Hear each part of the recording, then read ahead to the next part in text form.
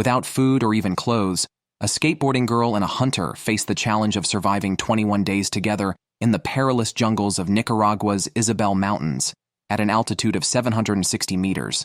The area is home to deadly fer-de-lance snakes and large cougars that can weigh up to 80 kilograms and leap at prey from 6 meters away. Jacqueline, 25 years old and a vegetarian for 2 years, has been practicing skateboarding barefoot to prepare for this 21-day wilderness survival challenge.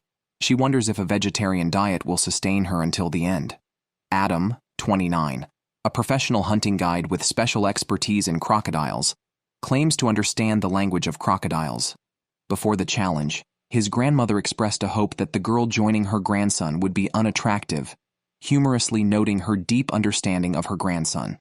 Jacqueline is currently single and somewhat uncomfortable with nudity, while Adam, who has a girlfriend, acknowledges her likely discomfort with the situation, but emphasizes that the necessities of food, water, and shelter are more important than sexual attraction. Both participants were shy upon meeting, speaking only a few words after an awkward initial encounter. Each contestant chooses one survival tool, Jacqueline with a fire starter, and Adam with a machete, typical choices for such challenges. They are dropped deep in the mountains, planning to build a shelter near a river close to a waterfall. The jungle's hidden dangers will test Adam's hunting skills and both their survival abilities. Experts have rated their primitive survival skills, PSR, based on skills, experience, and psychological factors. Adam's score is 7.3, boosted by his tracking and hunting skills, but limited by his lack of experience in jungle environments. Jacqueline's score is 7.1, her plant identification skills being a strong point, though her vegetarian diet might hinder her protein intake during the challenge. On their way to find a suitable site for their shelter, Adam suggests that Jacqueline make some clothing for sun protection, reaffirming his commitment to his girlfriend and his primary goal of surviving 21 days. As they rush to finish their shelter by 5 p.m., rain begins to fall, and temperatures drop, forcing them to huddle together for warmth. On the second day, the sun shone down on the earth. Jacqueline successfully started a fire with her fire starter. Adam used bamboo as a container to hold water, then boiled it. The clear river water was not far from the camp, convenient yet challenging due to the lack of dry wood, which kept the fire too weak to boil the water in the bamboo. Many lessons have taught us not to easily drink raw water from the wild. By 5 p.m., Adam, parched, asked Jacqueline if they could drink directly from the waterfall. "Definitely not below," he said. Adam planned for them to rest well today and climb to the top of the waterfall tomorrow to drink. This plan would require a lot of energy, as Adam and Jacqueline had to climb 5 kilometers to reach above the waterfall. During the journey, Jacqueline had to stop multiple times to rest and even started feeling faint. Just 2.5 days into the 21-day challenge, they hadn't drunk any water. When they were only 1.6 kilometers away from a safe water source, Jacqueline showed signs of organ failure and early symptoms of acute dehydration. She barely made it up. Eventually, Jacqueline followed Adam and found a relatively safe water source. After hydrating, she felt much better and was grateful for the tough climb. She appreciated Adam's constant encouragement and emotional support, emphasizing the importance of a patient teammate to avoid conflicts. On the 4th day, with his energy still decent, Adam went out hunting. Meanwhile, Jacqueline collected some edible plants. At noon, Adam returned with 2 crabs, 2 snails, and an earthworm. Although not a feast, it was a delicacy for wilderness survival. Remember, Jacqueline is a vegetarian. She was surprised to see Adam enjoying the roasted snails, as she wouldn't even touch meat, let alone snails and worms. Adam didn't force Jacqueline to eat, knowing that in a few days, when she was extremely hungry, she would likely eat. The caloric difference between their first meals was significant. Jacqueline's food totaled at most 30 calories, while Adam's intake was at least 4 times hers. Most people need about 2,000 calories a day. Over the next 3 days, Adam and Jacqueline continued to forage for food separately. The weather gradually dried up, allowing them to boil water near the camp. However, the nightly cold still forced them to sleep close together. At such times, hearing strange noises was the last thing they wanted, especially with nearby cougars posing the greatest threat. On the night of the 8th day, they heard the roar of cougars around them. On the morning of day 9, they were still shaken. Adam decided to make a weapon, His skills mainly involve identifying and tracking wild animals. Whenever he enters a new environment in the jungle, Adam can identify potential threats. Now, feeling threatened by cougars, he decided to patrol the area with his homemade weapon. After inspecting, he found numerous cougar tracks near the camp. They hadn't intruded on the cougars' territory. Instead, they had encroached upon it. Fortunately, while gathering food, Jacqueline discovered a hidden small cave ideal for shelter. After discussing with Adam, they promptly moved there. On the way, Adam caught a highly venomous lancehead snake with a stick. Jacqueline continued her vegetarian diet, so Adam ate alone at night. The only downside of the new cave was the abundance of bugs, making it hard to sleep at night. Jacqueline was bitten all over and felt irritable, especially since she was also on her period. Jacqueline maintained her vegetarian diet until day 17, but couldn't continue due to hunger. That day, Adam caught a small lizard. Unwilling to be hospitalized for starvation and to ensure the challenge's success, Jacqueline had no choice but to eat. From day one, Adam and Jacqueline got along harmoniously, just like the episode's title, Jungle Dependence.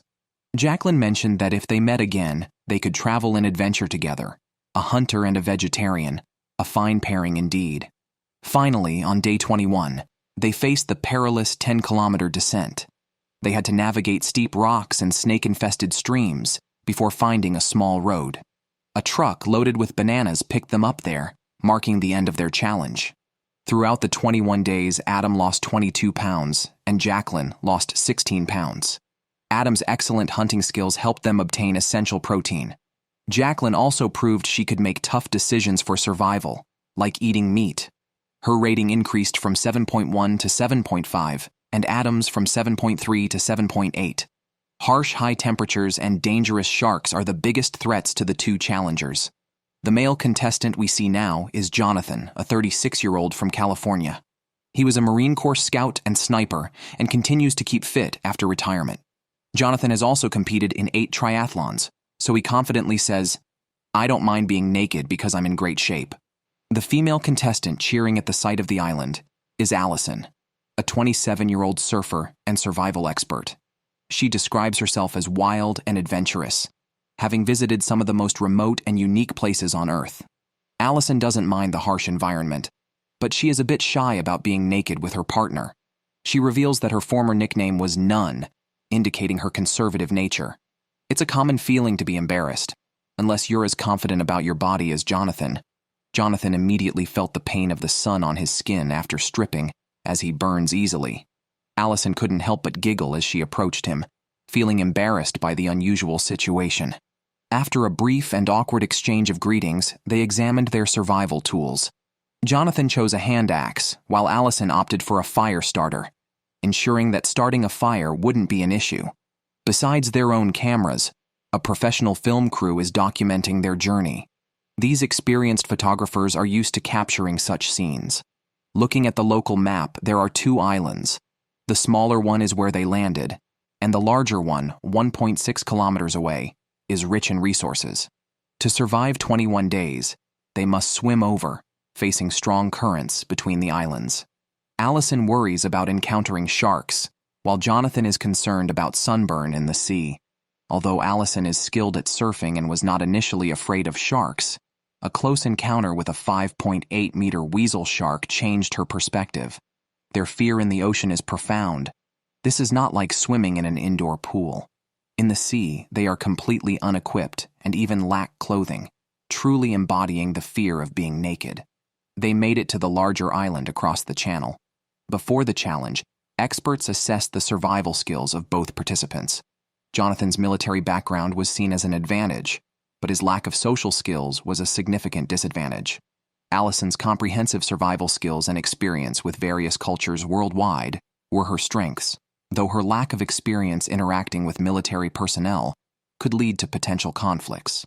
Jonathan scored 6.9, and Allison scored 8.0. The experts pointed out Jonathan's poor social skills and Allison's potential difficulty in collaborating with a hardcore military man as their respective flaws.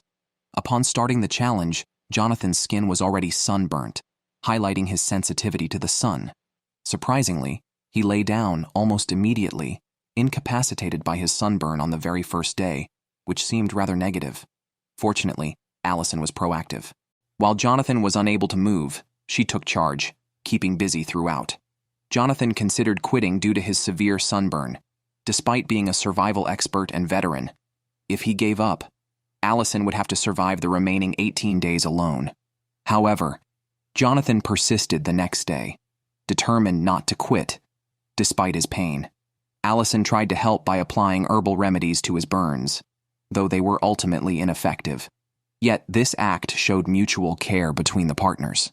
As Jonathan struggled, Allison took on the responsibility of finding coconuts and ingeniously crafted a sunshade to prevent further sunburn. Their primary water source was coconut water, but excessive consumption could lead to dehydration due to its diuretic effect. While Allison worked hard gathering coconuts, Jonathan criticized her for not searching for fresh water, which seemed unfair given his lack of contribution. Allison handled everything from collecting coconuts to improving their shelter and fishing, all on her own. By day 6, Allison could no longer cope due to menstrual cramps in the harsh environment. Meanwhile, Jonathan's sunburn had somewhat improved. Realizing he couldn't just lie around any longer, he started searching for fresh water. After digging in one spot with a hatchet for several days, he finally struck water. The water was murky and ideally needed to be filtered and boiled before drinking. They had flint for making fire, which made boiling water convenient. However, Jonathan, in his impatience, drank the water directly. This was a mistake, as he soon suffered from diarrhea. To make matters worse, he chose to relieve himself near their shelter, attracting a lot of flies and creating a foul smell.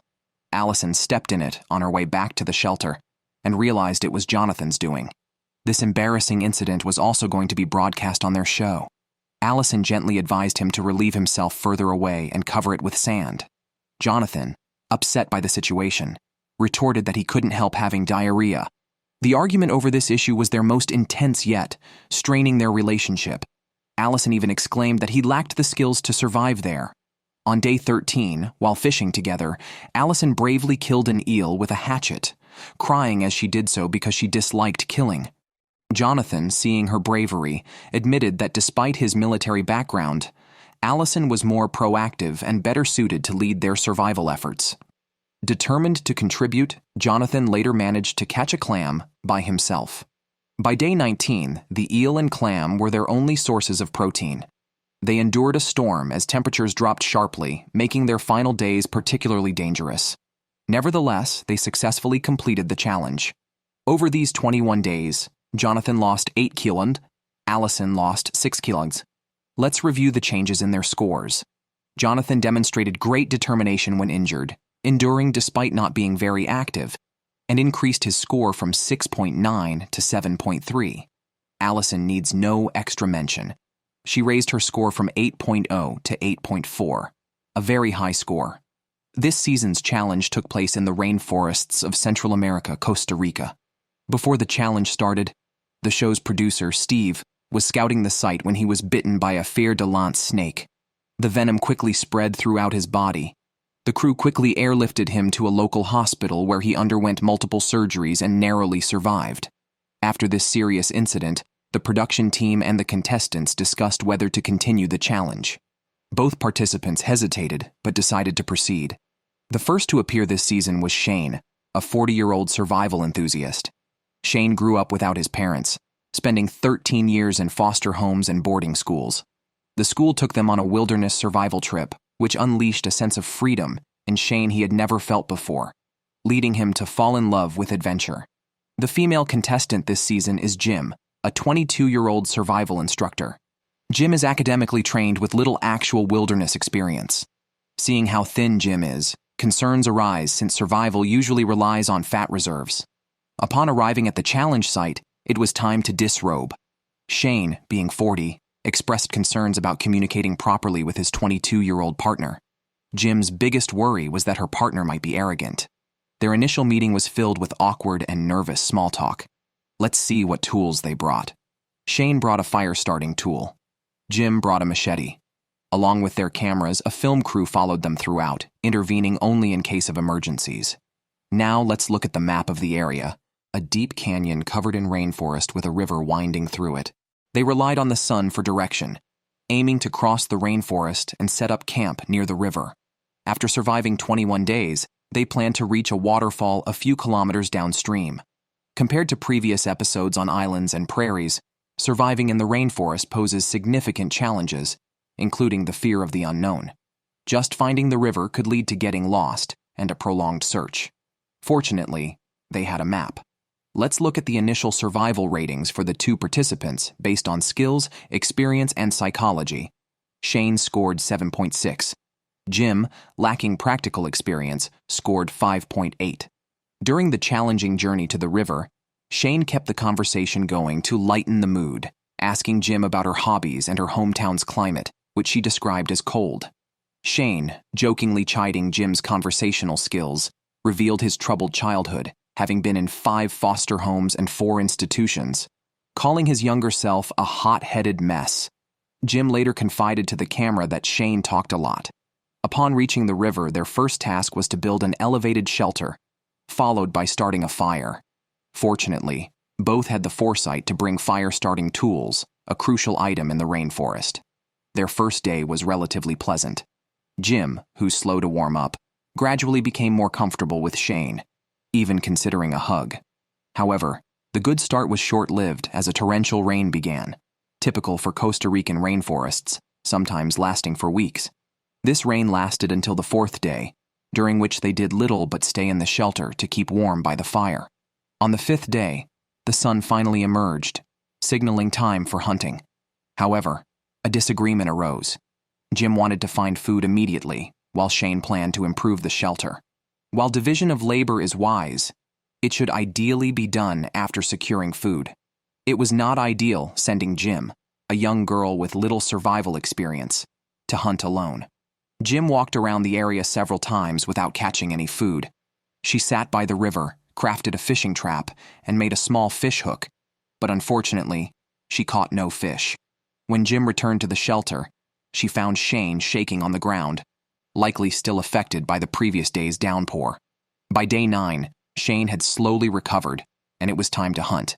He found a meter-long poisonous snake in the bushes, pinned it down with 2 logs, and then killed it with a machete. The whole event was so thrilling that even the monkeys in the trees were stunned. The snake was a great catch. However, when Shane showed the snake to Jim, she casually remarked that it was just a small snake. This comment really annoyed Shane, who retorted that if she couldn't say anything nice, she shouldn't speak at all.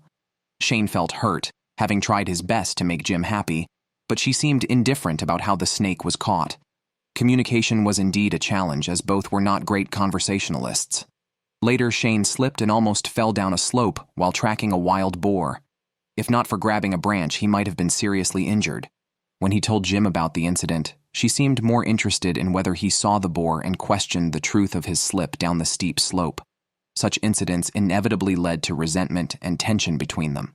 On the 14th night, while Shane was sleeping, the shelter caught fire. Jim was supposed to watch the fire, but left for a moment, nearly resulting in Shane's death.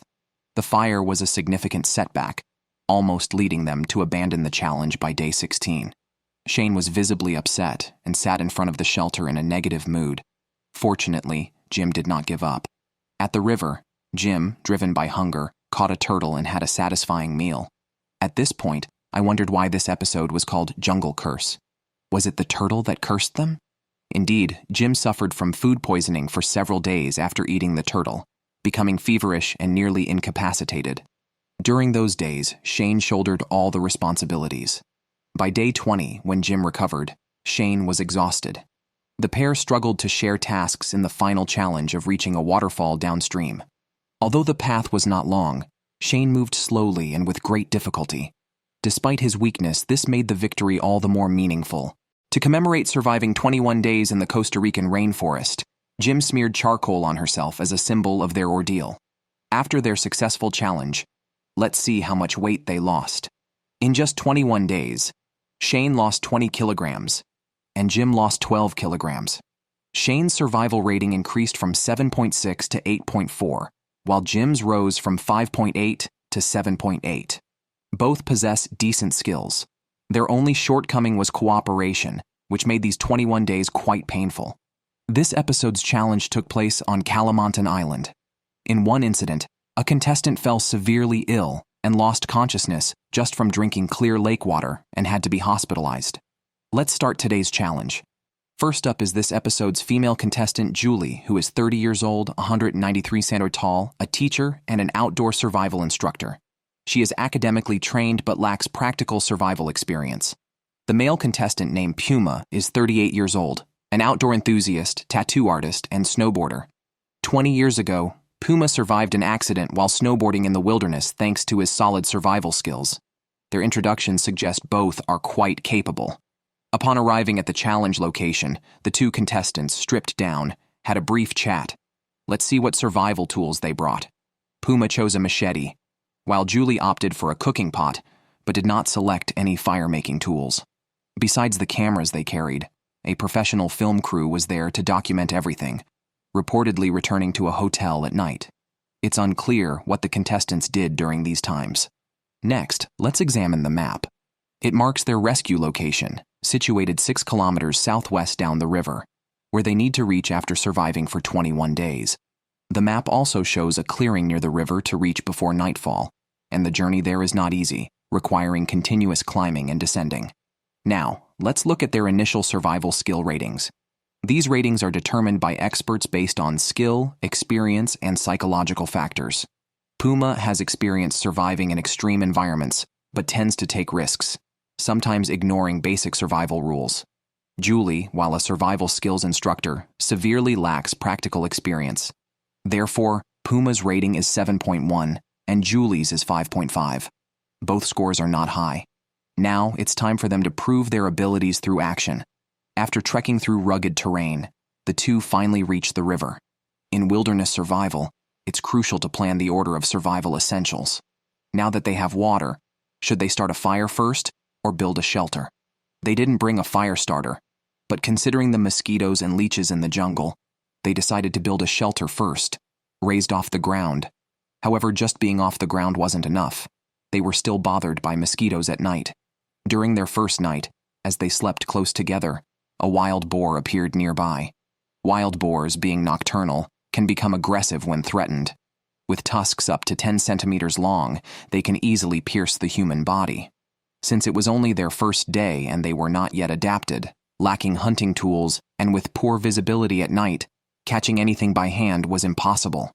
On the second day, they divided their tasks. Puma was responsible for making fire while Julie improved the shelter. Puma, with extensive experience in extreme environments, is well-versed in basic survival skills.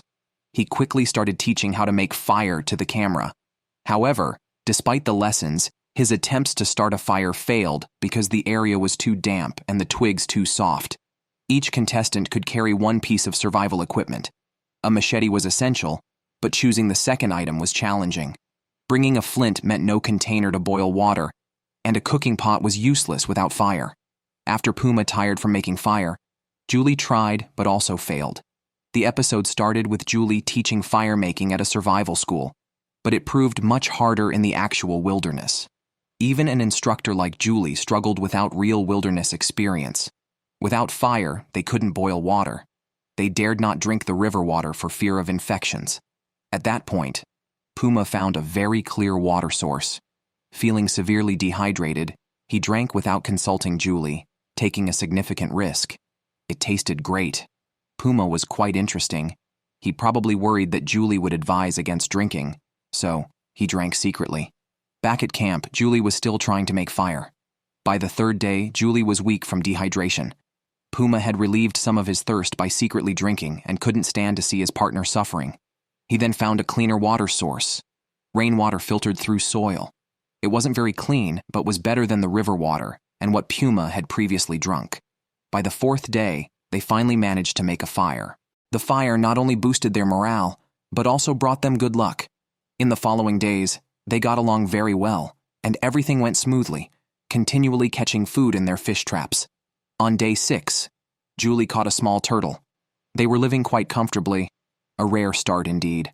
They weren't full, but at least they had some food. However, this good life didn't last long. First, the hopeful fire they had went out. It was a critical mistake, something that shouldn't have happened. Both were busy gathering food, and now they had to start a fire again.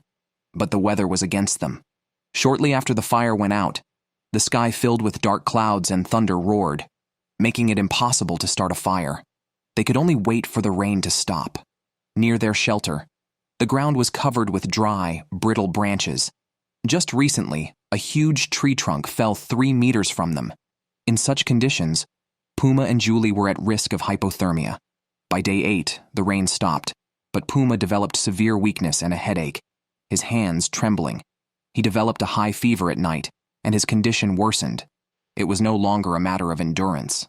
Julie quickly contacted rescue. Local medical personnel arrived on day 9 after the river levels went down.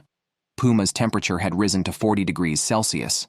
He had contracted a local bacterial infection, possibly cholera, typhoid, dengue fever, or malaria. Without timely treatment, these diseases could be fatal. Puma and Julie ate mostly the same food, except for the water Puma secretly drank.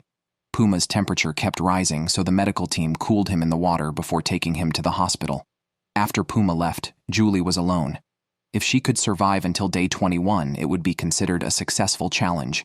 However, it seemed unlikely she could continue. The first night without Puma, Julie managed to start a fire again. Having fire should have been hopeful, but there were still 11 days to go. With Puma gone, Julie had to do all the work alone. The only food source, the fish trap, was no longer lucky. She couldn't even catch a small crab. Alone and exposed in the wilderness, Julie couldn't sustain herself mentally or physically. Therefore, she gave up on day 18. It was a pity. They had started with difficulties in making fire but had great luck afterwards. Puma, who seemed experienced, sometimes took too many risks. Puma lost 7 kilograms in 10 days. Julie lost 14 kilograms in 18 days. Puma was discharged from the hospital 7 days after the challenge ended. Julie continues to teach survival skills in her hometown.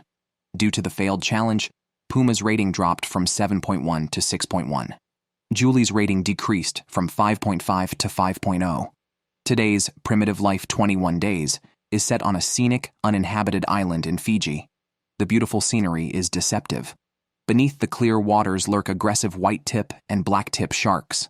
In the shallow bays along the shore, venomous sea snakes also lie in wait. On the yellow boat, we see today's female contestant, Field, aged 34. She works in luxury retail and is a professional makeup artist. Field always looks exquisite and elegant because of her job, giving her a delicate appearance. However, appearances can be deceiving. Field is a self-reliant, tough girl. She has enjoyed hunting and fishing since childhood, and is skilled in making fire and using weapons. Field is confident about this 21-day survival challenge.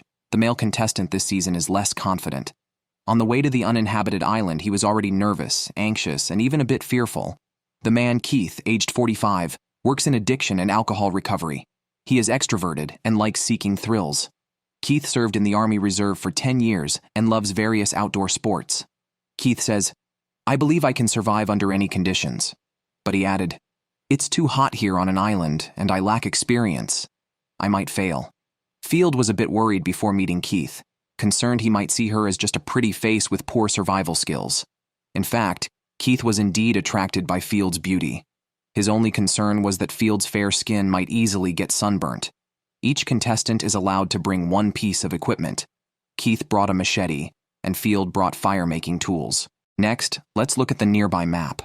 Keith and Field were dropped in a desolate area. They need to walk through grassland covered with rough, serrated grass to reach the beach on the other side of the island. There, they will find food and freshwater resources. After the 21-day survival challenge, they need to leave the camp, cross the island's eastern side, pass areas inhabited by moray eels and sea snakes, and finally climb steep volcanic cliffs to await rescue. Now let's look at Keith and Field's survival ratings.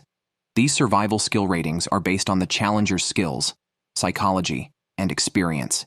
Keith has extensive experience in survival and outdoor adventures, earning him high scores in experience. However, his thrill-seeking personality leads to instability and lack of focus.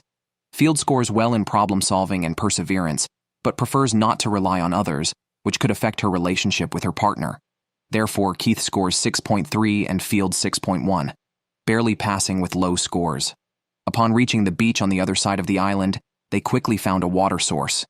Due to the intense heat, they needed to drink quickly. Keith started a fire and cut some bamboo to boil water in.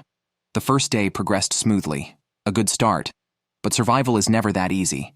Despite having fire, fresh water, and bamboo containers, they couldn't boil the water and dared not drink it. This situation was new to them. When faced with the inability to boil water, they decided to keep trying instead of getting discouraged. Unable to drink, they also had to build a shelter to rest and search for clean water the next day. Without the ability to boil water, they ventured deeper inland to find a drinkable water source. Keith planned to cut down a banana tree, leaving 15 to 20 centimeters above the ground, and hollow out the middle to collect water. They used a rolled leaf as a makeshift straw. Keith almost choked on his first sip. The water tasted like battery electrolyte, making them thirstier. Failing that, they looked up and saw a coconut tree. Coconuts are a resource on the island, but reaching them was challenging. Keith decided to chop down the coconut tree, which was very labor-intensive. After much effort, he succeeded, but all the coconuts were green and contained no liquid, leaving Field puzzled and frustrated by the wasted effort. A sense of defeat loomed over them both. By the third day, both were severely dehydrated. They found a small stream on the beach and, thinking it was rainwater, they drank from it without hesitation. This confused me. Previously, they didn't dare drink the water they tried to boil with bamboo because it hadn't boiled. Yet now they were drinking from the stream. On the fourth night, heavy rain fell from the sky. They were desperate for water but hadn't prepared to collect rainwater in advance. Field tried to collect the remaining rainwater from crevices in rocks, but it wasn't much. Also, Field was working alone. Keith had diarrhea from drinking the stream water the day before and was in severe stomach pain, spending the day lying in the shelter. Because of this, Keith considered quitting. He admitted he couldn't adapt to every environment, which was much harder than he thought. By the sixth day, thoughts of leaving surfaced. Field didn't want Keith to leave and comforted him, suggesting they could take it slow, like fixing their shelter first. Encouraged by his partner, Keith said to the camera that he would use the resolve he teaches others in overcoming addiction to face each day, breaking it down to an hour or even a minute if necessary. His words were motivational. However, when their fish trap came up empty and the stream water ran out, their morale dropped again. Due to dehydration, their vision blurred and tempers flared. At this point, Keith recklessly attempted to catch a sea snake with a machete, despite lacking the ability. He liked the thrill, or perhaps used it to mask his incompetence. Dehydrated and without food, they started blaming each other. On the 11th day, Keith suffered spasms and became delirious. Field quickly called for medical help, and Keith was taken to the hospital. Diagnosed with severe dehydration and acute exhaustion, doctors suggested he remain hospitalized. With Keith gone, Field was left alone for the last 10 days. Despite the difficulties, Field, a very strong girl as she described herself, made a fishing spear and ventured into the shallow, dangerous waters to try catching small blackfin sharks. Although the sharks were small, their thick skin made it impossible for her to pierce them with her strength.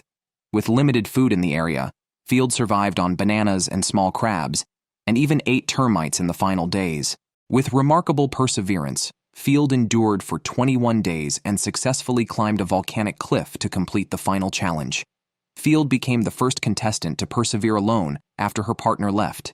Keith withdrew midway, losing 16 kilograms in 11 days, while Field lost 15 kilograms in 21 days. Field's score increased from 6.1 to 7.0, whereas Keith's dropped from 6.3 to 4.5, a rather embarrassing score. It's uncertain if Keith will still claim he can survive in any environment. Today's challenge is set in the heartland of South America, Bolivia, between the towering Andes Mountains and the perilous Amazon rainforest. The female contestant making her appearance is Sabrina, a 30-year-old who has never left the United States. Surprisingly, her first trip abroad is to such an extreme environment. Sabrina is married with 3 children. Many married individuals, including newlyweds, participate in this show. Would you let your significant other join, or would you convince them to let you? Sabrina considers herself a modern American witch. We'll soon find out why. The male contestant is Vincent, a 49-year-old full-time survival instructor. Vincent claims he might be one of the best survivors in the world. Confidence is good, but claiming to be one of the best might be overreaching. After their introduction, We'll see what tools each brought. Vincent has a wooden container, useful for carrying water and making fire by friction. Sabrina brought a small hatchet. Now, let's follow the cameraman and see the contestants' skills. Sabrina and Vincent are placed at a river bend, cutting through dense jungle. They need to travel 13 kilometers downstream to a box canyon area rich in survival resources. Surviving in the rainforest is much harder than on islands. The last time this show visited the Amazon, 3 contestants were frightened off. Dropping rookies into tough scenarios creates good viewing but complicates things. If contestants leave within a week, what's the point? Hence, the scores are not low this time. Vincent scores 8.2, Sabrina 6.7. On the way to the valley, Vincent acted like a teacher, explaining survival skills to Sabrina. He taught her how to apply mud on her skin as sunscreen and how to carefully walk in shallow water. Sabrina felt annoyed, questioning the necessity of mud for sun protection in the rainforest. By the end of the first day, they hadn't reached the valley and quickly built a shelter to spend the night. They planned to follow the river at dawn. Though the river was right before them, they couldn't drink directly from it due to contamination and the hot climate. Sabrina experienced severe stomach pain, and Vincent used eucalyptus leaves to alleviate it. The oil from the leaves eased her cramps, and after resting, Sabrina recovered. They successfully reached the valley and joyfully bathed under a small waterfall. On the other side of the valley, water continuously flowed through porous sandstone, clean but still potentially hazardous. After thoughtful consideration, they decided to risk building a shelter there. Why was building a shelter considered a risk? The valley was box-shaped with cliffs on 3 sides, making it dangerous during the rainy season. They completed their shelter before nightfall and managed to start a fire, just as the sky grew overcast and winds picked up. A heavy rain could destroy their shelter, prompting Sabrina to suggest building a surrounding wall. While working together, conflict arose again. Sabrina criticized Vincent for constantly lecturing her like a teacher or boss and told him to shut up. Vincent, feeling extremely criticized, went hunting alone during the day without informing Sabrina, citing her constant complaints about the heat and cold as annoying. Vincent caught a small bird after hunting all day, which also upset Sabrina. By the 8th day, their only food sources were this small bird and some berries, with Vincent always hunting while Sabrina stayed at the shelter. She created a mysterious circle, not for food, but in response to the bird they ate together. Sabrina felt infinite sadness and a bad omen when she saw the bird killed, believing it was a sign of bad luck, and created the circle to ward off misfortune. Vincent was puzzled by her actions. After returning from hunting, he found the shelter decorated with witchcraft items. In the following days, Vincent made a spear and fished in the river, a routine task. Sabrina remarked that if it were her husband, he would have hunted in the jungle instead of wasting time in the river. This clearly showed the deep-seated conflict between them, as they could hardly stand each other. On the 11th day, a torrential rain began. They could do nothing but take shelter and keep warm by the fire. The waterfall behind them swelled after 3 days of rain, but it didn't threaten their shelter. They could only hope that it wouldn't rain in the days to come. After the storm, Vincent's condition worsened significantly. He could no longer hunt outside as before and was weak, lying in the shelter. Despite previous conflicts, it was time to support each other and complete the challenge. However, they lacked communication. Even as Vincent collapsed, Sabrina did nothing. Vincent, suffering from dehydration, malnutrition, and fatigue, could no longer stay conscious. After a medical check, Vincent insisted he could continue. By the 16th day, with no food, the situation was dire. Sabrina did not step up to find food and mentally collapsed after Vincent fell ill. Vincent did not want to severely harm his health for the challenge and admitted defeat on the 16th day, leaving Sabrina to survive alone. Sabrina, lacking the capability to face the wilderness alone, also struggled. Every time before fishing, Sabrina prayed but found no substantial food. By the 20th day, Sabrina suffered severe abdominal pain, possibly from a serious infection or appendicitis. Medics had to evacuate her immediately. Over 16 days, Vincent lost 9 kilograms and Sabrina lost 4.5 kilograms in 20 days.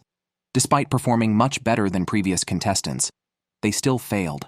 Given their survival and cooperation skills, I think their scores should be significantly reduced, especially Sabrina's.